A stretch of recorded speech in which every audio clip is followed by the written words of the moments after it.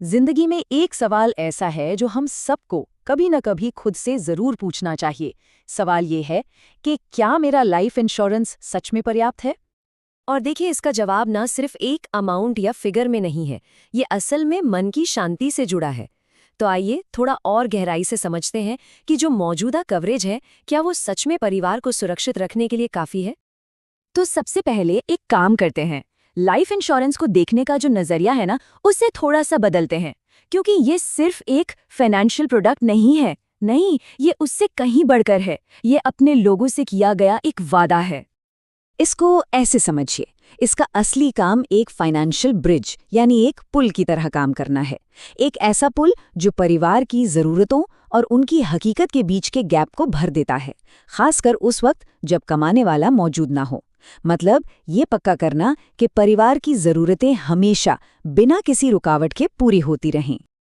तो अब वक्त है एक छोटा सा पर्सनल ऑडिट करने का, एक ऐसी चेकलिस्ट जिसके थ्रू हम गुजरेंगे।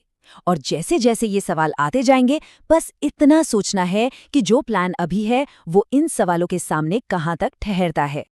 सबसे पहला और शायद सबसे ज़रूरी सवाल, क्या इंश्योरेंस का पैसा इतना है कि वो फैमिली के लिए इनकम का एक परमानेंट सोर्स बन सके?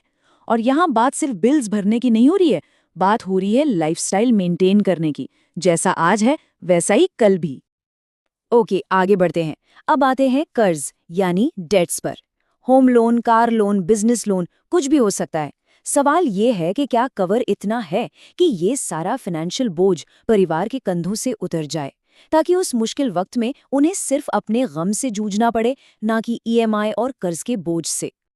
और फिर आते हैं फ्यूचर गोल्स, बच्चों की पढ़ाई, उनकी शादी, ये सारे बड़े सपने।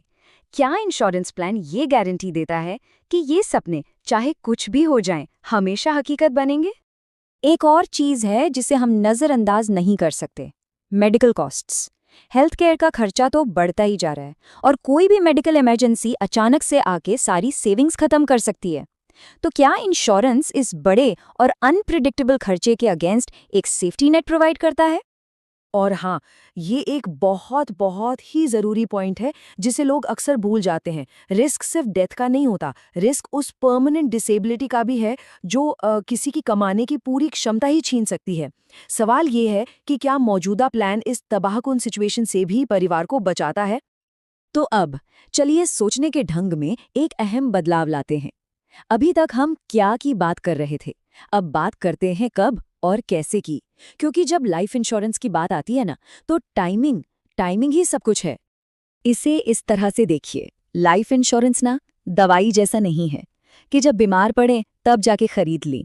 नहीं, ये एक लिमिटेड टाइम ऑफर की तरह है। इसे खरीदने के लिए ना एक खास वक्त, एक विंडो होती है, और ये विंडो तभी तक खुली रहती है जब तक कोई जवान और सबसे जरूरी स्वस्थ हो। याद रखिए, इस कोट में बहुत गहरी बात है। जीवन बीमा को सिर्फ पैसों से नहीं खरीदा जा सकता। अच्छी सेहत, गुड हेल्थ, वही असली करेंसी है जिससे जीवन बीमा खरीदा जाता है।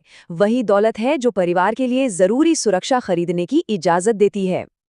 ओके, अब एक ऐसे सवाल की बारी है जो शायद थोड़ा अनकंफर्टेबल लगे, लेकिन ये सवाल बहुत बहुत जरूरी है। ये एक तरह से अपने सपोर्ट सिस्टम का एक ऑनेस्ट रियलिटी चेक है। देखिए, वक्त बदल चुका है।